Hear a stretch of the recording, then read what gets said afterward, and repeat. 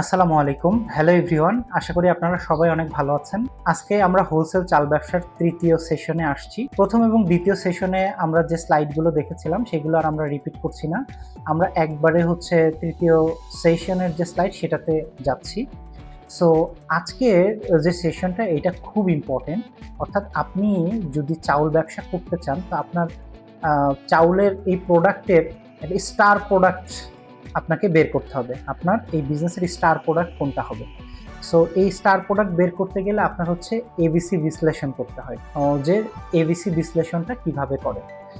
So আপনি যদি এখানে দেখেন, আমি এখানে এ ক্যাটাগরিতে 3টা প্রোডাক্ট রেখেছি, বি ক্যাটাগরিতে 2টা প্রোডাক্ট রেখেছি, সি ক্যাটাগরি এখানে নাই, কারণ এখানে একটা স্লাইডের মধ্যে এত স্পেস আমি পাইনি। সেই জন্য আমি এটা আমার মূল যে ডকুমেন্ট আছে সেই ডকুমেন্টের মধ্যে রেখেছি, ওইটা আমি দেখাচ্ছি আপনাদেরকে। এখানে দেখেন আমি এই যে স্ট্যাটিস্টিক যে এটা দেখেন 80% আমি কিভাবে এটা নির্ধারণ করেছি। আমার এই যে মিনিকেট চাল, বাসমতি চাল এবং আতপ চাল, আমি যে বিজনেসটা করতে চাচ্ছি আর আমার যে বিজনেসের জায়গা, মানে যে জেলাতে আমি এটা করতে চাচ্ছি বা আমার যে লোকেশন, সেই লোকেশন অনুসারে আমি অ্যানালাইসিস করে দেখেছি বেশি মার্জিন আসবে আমার যে প্রোডাক্টগুলোতে, সেই প্রোডাক্টগুলো টোটাল আমার বিজনেস প্রোডাক্টের 80%। সেই জন্য যেহেতু এটা 80%, সেহেতু আমি এই প্রোডাক্টগুলোকে এ ক্যাটাগরিতে রেখেছি। তো দেখেন আমার মিনিকেট চাল 50 কেজি আমি যদি 3200 টাকায় কিনি, এখানে 3500 টাকায় সেল করলে আমার 9.4% মার্জিন আসতেছে এবং আমি 150 বস্তা কিন্তু আমি এখানে টার্গেট রাখছি। এখানে 60 বস্তা, 70 বস্তা এবং ক্রমান্বয়ে কিন্তু এটা টার্গেট আস্তে আস্তে বি সি ক্যাটাগরিতে কমতে থাকবে। প্রথমে আপনাকে নির্ধারণ করতে হবে সবচেয়ে বেশি সেলেবল প্রোডাক্ট কোনটা এবং তার রিজনেবল একটা প্রফিট মার্জিন যেন থাকে। তো এ ক্যাটাগরিতে যে প্রোডাক্টগুলো রাখবেন সবগুলোতেই টার্গেট অনেক হাই থাকবে এবং তাদের যে একটা অ্যাভারেজ একটা প্রফিট মার্জিন থাকবে। এবং বি ক্যাটাগরিতে যে প্রোডাক্টগুলো থাকবে সেগুলোর টার্গেট আপনার এ ক্যাটাগরির প্রোডাক্টের থেকে কম থাকবে। আপনি কিন্তু আমার এই স্লাইডে দেখতে পাচ্ছেন, এখানে আমার বি ক্যাটাগরিতে মাত্র 15%, মানে ওভারঅল আমার বিজনেসের 15% আমার এখানে টার্গেট, যে আমি এই প্রোডাক্ট যেমন নাজির শাল এবং চিনি গুঁড়া, এটা আমি 30 বস্তা এবং 25 বস্তা করে সেল করব। সি ক্যাটাগরি আমি 5% রাখছি, সি ক্যাটাগরি এখানে নাই, আমরা একটা সি ক্যাটাগরি দেখি, ইন ডিটেলসে যাই। সো এখানে দেখেন, এখানে আর একটু ডিটেলস দিছি, তাহলে আপনাদের আরো বুঝতে সুবিধা হবে। যেমন দেখেন জনপ্রিয় 10টি পণ্য এবিসি বিশ্লেষণ, আমরা যদি একটু নিচের দিকে যাই, দেখেন মিনিকেট এটা 3200 টাকা ক্রয়, বিক্রয় 3500 টাকা, মার্জিন 9.4%, মাসিক বিক্রি আমার 70 বস্তা, মাসিক লাভ আমার কত আসছে দেখেন 21,000 টাকা।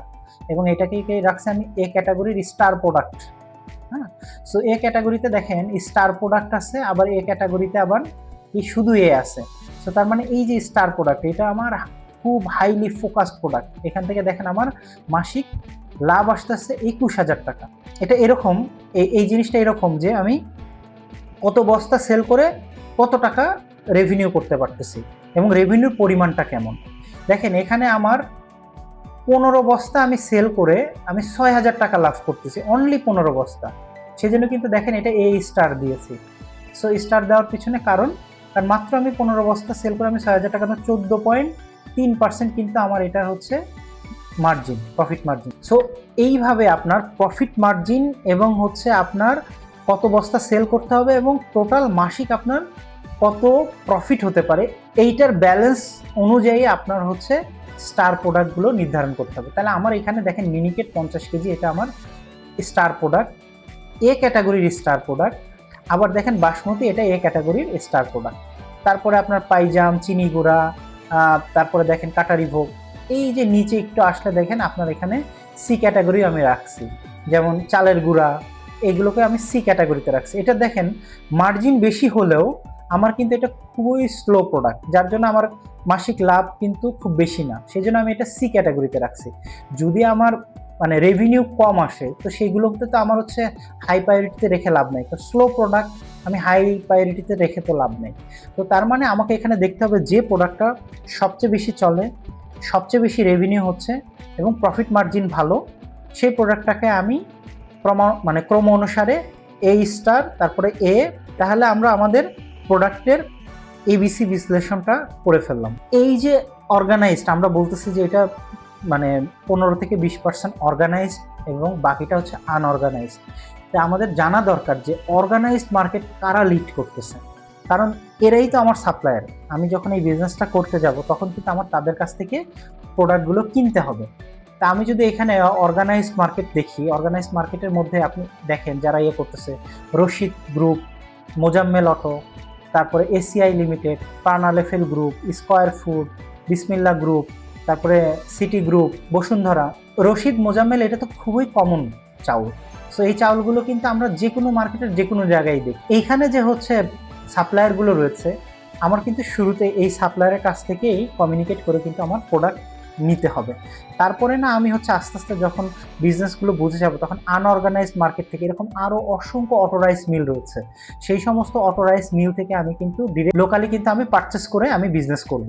কিন্তু শুরুটা কিন্তু আমাকে এই অর্গানাইজড মার্কেট থেকেই এই প্রোডাক্টগুলো পারচেস করতে হবে। আমি যদি আরো একটু আপনাকে ডিটেলস দেখাই, যে দেখেন এখানে খুব শর্ট একটা কম্পিটিটিভ অ্যানালাইসিস করছি, তো যাতে হচ্ছে আপনি সাপ্লায়ারের সম্পর্কে একটা ভালো ধারণা পান। যেমন ধরেন সিটি গ্রুপ, তীর পুষ্টি, এরা হচ্ছে 1972 সালে প্রতিষ্ঠা, হেডকোয়ার্টার হচ্ছে চট্টগ্রাম।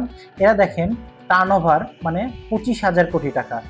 ডিলার নেটওয়ার্ক মানে এদের শক্তি, এদের দুর্বলতা কি, এগুলো উইকনেস, স্ট্রেংথ, উইকনেস এগুলো দেওয়া আছে। এসিআই গ্রুপ কত সালে প্রতিষ্ঠিত, কত হাজার কোটি টাকার তাদের টার্নওভার। এখান থেকে মোটামুটি যে 10টা প্রতিষ্ঠান, সেই 10টা প্রতিষ্ঠান কিন্তু এখানে মোটামুটি দেওয়া আছে। দেখেন, সেই 10টা প্রতিষ্ঠানের একটা বেসিক আইডিয়া কিন্তু আপনি এই ডিটেলস ডকুমেন্ট থেকে দেখতে পারবেন। না এখন আমাদেরকে জানতে হবে যে এই প্রোডাক্টগুলো আমি কোথা থেকে সোর্স করব, কোন জায়গা, কোন ধরনের প্রোডাক্ট হচ্ছে সবচেয়ে বেশি পপুলার, কোন জায়গায় কোন ধরনের জাত বেশি পাওয়া যায় এবং ওইখানে রিজনেবল প্রাইসে পাওয়া যায়, সেই জিনিসটা জানাটা কিন্তু খুব গুরুত্বপূর্ণ। ধরেন আমার এক এলাকায় এক ধরনের চাল পাওয়া যায়, আমি সেই এলাকাতে সেই চালটা না কিনে অন্য এলাকা থেকে ওই চালটা কিনলে কিন্তু আমার ওখান থেকে বেশি দামে কিনতে হবে। কিন্তু আমি যদি জানি যে হচ্ছে এই এলাকায় এই চালটা হচ্ছে সবচেয়ে বেশি পপুলার এবং এই চালটা সবচেয়ে বেশি পাওয়া যায়, তাহলে কিন্তু আমি ওই এলাকা থেকে ওই চালগুলোই পারচেস করব এবং আমি বেনিফিটেড হব। আপনাদেরকে একটা কুইজ দিই যে বাংলাদেশের হচ্ছে চালের রাজধানী কাকে বলা হয়। যদি আমি বলি, আপনারা হয়তো অনেকেই এটা জানেন, অনেকেই জানেন না। বাংলাদেশের চালের রাজধানী হচ্ছে নওগাঁকে বলা হয়। এইখানে প্রায় 350-র উপরে অটোরাইস মিল আছে। সব সারা বাংলাদেশের এখান থেকেই চাউলগুলো হচ্ছে সারা বাংলাদেশে হচ্ছে সাপ্লাই হয়। সো কুষ্টিয়াতেও আছে, দিনাজপুরেও আছে, চাঁপাইনবাবগঞ্জ আছে, বগুড়া, জয়পুরহাট আছে, শেরপুরে আছে। আমি খুব পপুলার 2টা ব্র্যান্ডের নাম আপনাদেরকে যদি বলি, যারা ঢাকা শহরে থাকেন তারা হচ্ছে মোজাম্মেল এবং রশিদের চাল খান নাই এমন লোক খুবই কম আছেন। তো মোজাম্মেলের চালটা কিন্তু হচ্ছে আপনার চাঁপাইনবাবগঞ্জের, এটা প্রিমিয়াম একটা কোয়ালিটি দিয়ে, চাঁপাইনবাবগঞ্জের ওই অটোরাইস মিলটা। আর হচ্ছে যেটা হচ্ছে রশিদের যে চাউলগুলো কেন, এটা হচ্ছে কুষ্টিয়ার চাল। সবচেয়ে বেশি যেখানে ডিমান্ড সেখানেই তো সবচেয়ে বড় বাজার থাকবে, এটাই তো স্বাভাবিক। সো ঢাকার হচ্ছে বাবুবাজার হচ্ছে সবচেয়ে বড় চালের পাইকারি বাজার। তারপরে মোহাম্মদপুর কৃষি মার্কেট আছে, চট্টগ্রামে খাতুনগঞ্জ আছে, নারায়ণগঞ্জে পাগলা বাজার আছে, নওগাঁতে যে মহাদেবপুর হাট, মানে আমি তো বলছি নওগাঁ হচ্ছে চালের রাজধানী।